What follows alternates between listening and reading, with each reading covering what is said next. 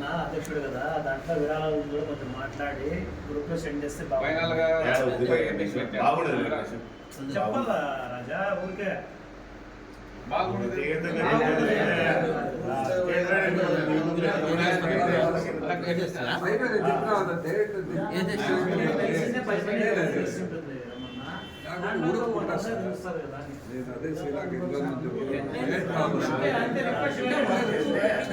Group లో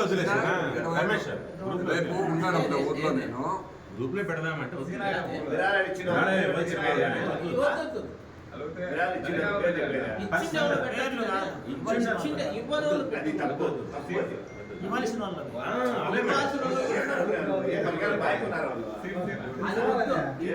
ఇవ్వాల్సిన వాళ్ళు ఇచ్చిన వాళ్ళు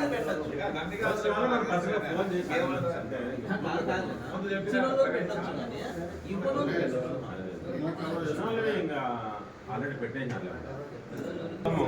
ఓ ప్లాన్ ఆఫ్ యాక్షన్ అయిపోవాలి. ఒక పేపర్లో వచ్చేయాలి, ఒక బుక్లో వచ్చేసారు మొత్తం ఎందుకంటే ఆదివారం నుంచి మనం 14 రోజులే ఉంటుంది. నెక్స్ట్ ఆదివారం వెళ్ళిపోతే 13 రోజులు, అది 13 కూడా అంటే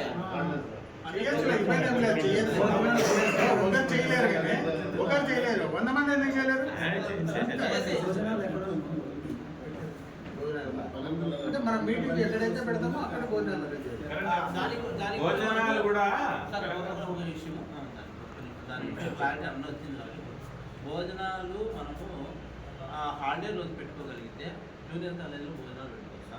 ఏదైనా మీటింగ్ ఎట్లా మనం పెట్టాలనుకుంటే, ప్లాన్ చేయాలనుకుంటే కోఆర్డినేషన్ మీటింగ్లో డిసైడ్ చేద్దాము. కాలేజీ పక్కన హై స్కూల్ దాంట్లో మీటింగ్ పెట్టుకోవచ్చు. మనము పార్కింగ్ అంతా ఆర్ఎన్ బంగ్లాలోను కరెంట్ హౌస్లో పెట్టుకోవచ్చు. మనకు అంతా అనుకూలంగా ఉంది. అయితే ఎవరనుకుంటాం వీళ్ళందరికీ మనము మన సంఘం తరఫున ఒక లెటర్ ఇచ్చి కొంత పర్మిషన్ తీసుకోవాలి.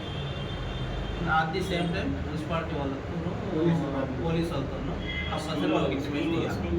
అదే పర్మిషన్ తీసుకోవాలి. మనకైతే అది ఉంటుంది. మన ప్లస్ పాయింట్ ఏంటంటే భోజనాలకు ఇబ్బంది లేదు, పార్కింగ్ ఇబ్బంది డేట్ ఫిక్స్ అయితే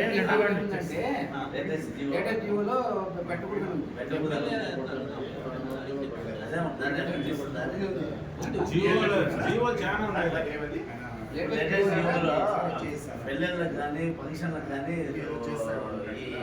స్కూల్స్ ప్రిన్సెస్ వాడుకో అంటే కరెక్టేనా నువ్వు అనేది? అది వ్యక్తిగతమైనటువంటి పబ్లిక్ తీసుకెళ్ళేది చేసుకోవచ్చు. పెళ్లిలకు ఇంటికి సంబంధించి ఎనీ అదర్ అన్నాడు పొలిటికల్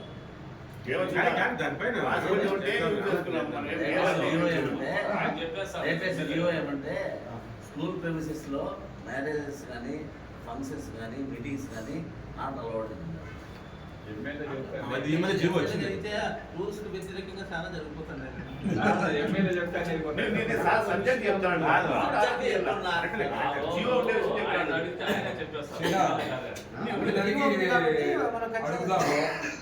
డిస్టర్బెన్స్ వచ్చిందో ఏం కాదు సమస్య